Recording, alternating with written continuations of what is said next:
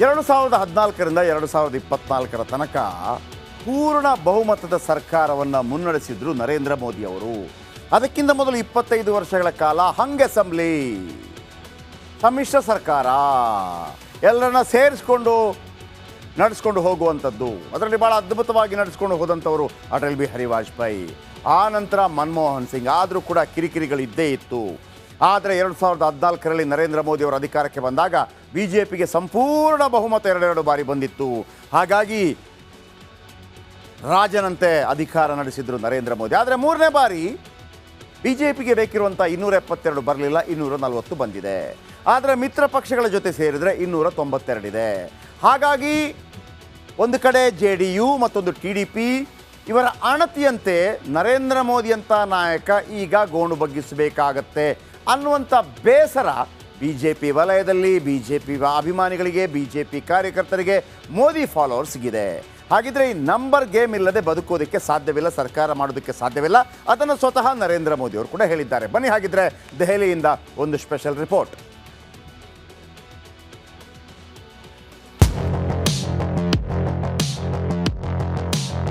मैं नरेंद्र दामोदर दास मोदी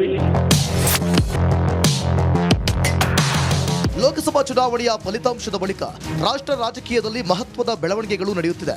ಎನ್ಡಿಎ ನಾಯಕರಾಗಿ ಆಯ್ಕೆಯಾದ ಬಳಿಕ ಹಂಗಾಮಿ ಪ್ರಧಾನಮಂತ್ರಿ ನರೇಂದ್ರ ಮೋದಿ ಪ್ರಮಾಣ ವಚನ ಸ್ವೀಕಾರ ಸಮಾರಂಭಕ್ಕೆ ದಿನಾಂಕ ನಿಗದಿಯಾಗಿತ್ತು.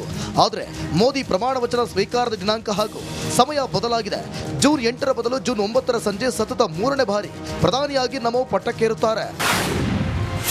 ಮೋದಿ ಪ್ರಮಾಣ ವಚನ ಸ್ವೀಕಾರ ಸಮಾರಂಭಕ್ಕೆ ಬಾಂಗ್ಲಾದೇಶದ ಪ್ರಧಾನಿ ಶೇಖ್ ಹಸೀನಾ, ಶ್ರೀಲಂಕಾ ಅಧ್ಯಕ್ಷ ರಾನಿಲ್ ವಿಕ್ರಮ್ ಸಿಂಘೆ, ನೇಪಾಳ ಪ್ರಧಾನಿ ಪುಷ್ಪಕಮಾಲ್ ಪ್ರಚಂಡ, ಮಾರಿಷಿಯಸ್.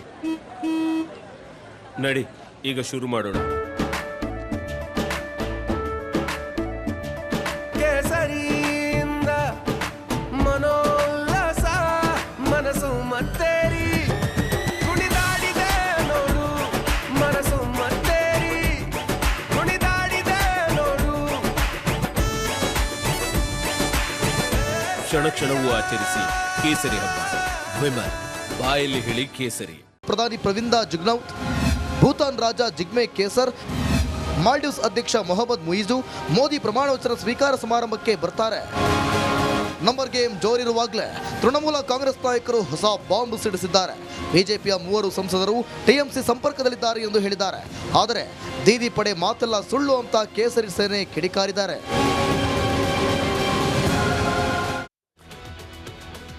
ಓಕೆ, ಯಾಕೆ ಫೈಟ್ ಆಗುತ್ತೆ ಅಂತಂದರೆ ಖಾತೆ, ನಮಗೆ ಆ ಖಾತೆ ಕೊಡಿ, ಈ ಖಾತೆ ಕೊಡಿ. ವೀಕ್ಷಕರೇ, ಮೊದಲೆಲ್ಲ ಜಂಬೋ ಸಂಪುಟ 100 ಮಂತ್ರಿಗಳು, 150 ಮಂತ್ರಿಗಳು ಹೀಗೆಲ್ಲ ನಡೀತಾ ಇತ್ತು. ಉತ್ತರ ಪ್ರದೇಶದಲ್ಲಂತೂ ನಡೀತಾನೆ ಇತ್ತು. ಯಾಕಂದರೆ ಅಲ್ಲಿ MLAಗಳೇ 400 ಇದ್ದಾರೆ. ಕರ್ನಾಟಕದಲ್ಲಿ 224 ಇದ್ದಾರೆ.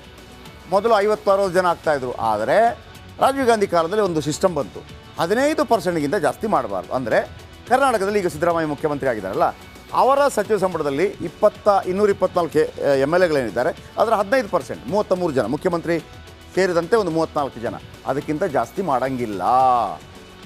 ಕೇಂದ್ರದಲ್ಲಿ ಎಷ್ಟಿದೆ? 542 ಇದೆ. ಅದರ 15% ಎಷ್ಟು? 81 ಅಥವಾ 82. ಅದಕ್ಕಿಂತ ಜಾಸ್ತಿ ಮಾಡೋಂಗಿಲ್ಲ. ಆದರೆ ನರೇಂದ್ರ ಮೋದಿಯವರು ತಮ್ಮ ಪ್ರಥಮಾವಧಿಯಲ್ಲಿ ಕೇವಲ 48 ಮಿನಿಸ್ಟ್ರಿಗಳನ್ನು ಮಾತ್ರ ಮಾಡಿದರು. 2ನೇ ಬಾರಿ 56 ಮಿನಿಸ್ಟ್ರಿಗಳನ್ನು ಮಾತ್ರ ಮಾಡಿದರು, ಸ್ಟೇಟು ಕ್ಯಾಬಿನೆಟ್ ಎಲ್ಲ ಸೇರಿ.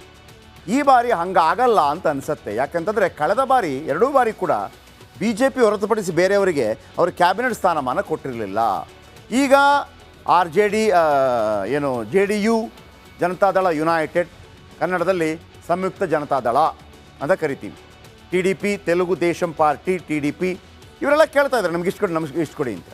ಈಗ ಒಂದು ಕಸರತ್ತು ನಡೆಯುತ್ತೆ, ನಾವೆಷ್ಟು ಇಟ್ಕೋತೀವಿ BJP, ನಿಮ್ಗೆ ಎಷ್ಟು ಕೊಡ್ತೀವಿ. ಯಾವುದೆಲ್ಲ? ಮೊದಲನೇದು ಅಮಿತ್ ಶಾ, ಗೃಹ ಮಂತ್ರಿಯಾಗಿ ಅಮಿತ್ ಶಾನೇ ಇರ್ತಾರೆ. ಗೃಹ ಮಂತ್ರಿ ಸ್ಥಾನವನ್ನು ಯಾರು ಏನು ತಿಪ್ಪರ್ಲಾಗಿ ಹೊಡೆದ್ರು ಕೊಡಲ್ಲ. ಇನ್ನು ಫಿನಾನ್ಸ್, ಕಳೆದ ಬಾರಿ ಯಾರಿದ್ರು ಫಿನಾನ್ಸ್? ನಿರ್ಮಲಾ ಸೀತಾರಾಮನ್. ಈ ಬಾರಿ ನಿರ್ಮಲಾ ಸೀತಾರಾಮನ್ಗೆ ಬಹುಶಃ ಸಿಗಲ್ಲ, ಒಂದು ಹೊಸ ಮುಖಕ್ಕೆ ಕೊಡುವಂಥ ಸಾಧ್ಯತೆ ಇದೆ ನರೇಂದ್ರ ಮೋದಿ. ರೈಲ್ವೆ ಯಾರು ಮಾಡಿದರು ಕಳೆದ ಬಾರಿ? ಅಶ್ವಿನಿ ವೈಷ್ಣವ್ ಭಾಳ ಅತ್ಯದ್ಭುತವಾಗಿ ಮಾಡಿದರು. ರೈಲ್ವೆ ಖಾತೆ BJPನೇ ಇಟ್ಕೊಳ್ಳುತ್ತೆ, ಅಶ್ವಿನಿ ವೈಷ್ಣವ್ ಕೊಡ್ತಾರೆ. ಎಸ್ ಜೈಶಂಕರ್ ಅತ್ಯದ್ಭುತವಾದಂಥ ಒಂದು ಬ್ಯೂರೋಕ್ರೇಟ್ ಆಗಿದ್ದಂಥವರು, ಅನೇಕ ಬ್ಯೂರೋಕ್ರಾಟ್ಗಳನ್ನು ಅಧಿಕಾರಿ ವರ್ಗಗಳನ್ನು ಕರ್ಕೊಂಬಂದಿದ್ದಾರೆ ನರೇಂದ್ರ ಮೋದಿ. ಜೈಶಂಕರ್ ವಿದೇಶಾಂಗ ಖಾತೆ ಬದಲಾಗೋದಿಲ್ಲ. ಇನ್ನು ಕಾನೂನು ಓಕೆ, ಲಾ, ಅದಕ್ಕೆ ಹೊಸ ಮುಖವನ್ನು ನರೇಂದ್ರ ಮೋದಿ ತರ್ತಾರೆ. ರಕ್ಷಣಾ ಖಾತೆಯನ್ನು ಕಳೆದ ಬಾರಿ ಕೂಡ ಭಾಳ ಅತ್ಯದ್ಭುತವಾಗಿ ನಿಭಾಯಿಸಿದಂಥವರು ರಾಜನಾಥ್ ಸಿಂಗ್, ಅವರಿಗೆ ಅದು ಮುಂದುವರಿಯುತ್ತೆ. ಇನ್ನು IT-BT ಖಾತೆ ಹೊಸ ಮುಖ ಈ ಬಾರಿ ಬರುವಂಥ ಸಾಧ್ಯತೆ ಇದೆ. ಯಾಕಂತಂದರೆ ಕಳೆದ ಬಾರಿ ಅನೇಕರಿದ್ದರು. ಕಳೆದ ಬಾರಿಯ 56 ಪೈಕಿ ಒಂದು 16-17 ಮಿನಿಸ್ಟ್ರಿಗಳು ಸೋತೋಗಿದ್ದಾರೆ. ಸೊ ಹಾಗಾಗಿ ಈ ಬಾರಿ ಅವರು ಯಾರೂ ಇರೋದಿಲ್ಲ. ಯಾರ್ಯಾರು ಅಂತ ನಾನು